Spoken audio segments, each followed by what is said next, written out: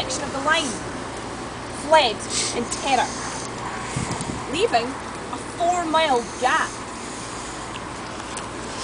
If it hadn't been for the Canadians who rushed forward and plugged that gap, then the Germans could have walked straight into Ypres. And therefore it was many of the Canadians that suffered in that first gas attack.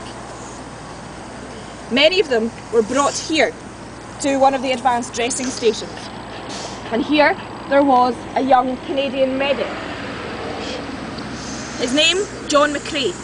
He was Canadian, but his descendants were Gaelic poets. He did not want to fight, so had volunteered to be in the medical corps.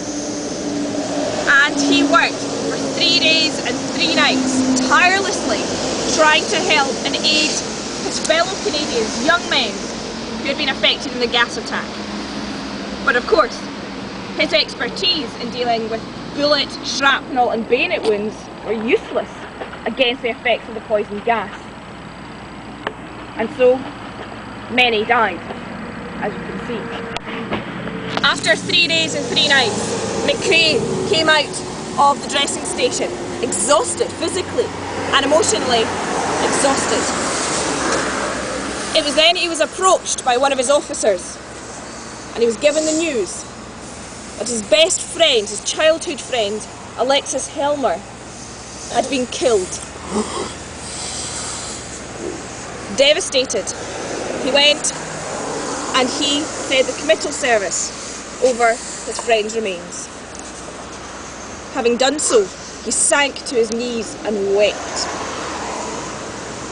When he looked up, he looked out over the battlefield and couldn't believe his eyes. It seemed to be awash with blood.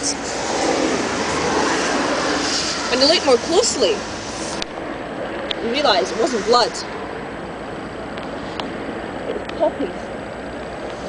The poppies had bloomed. The church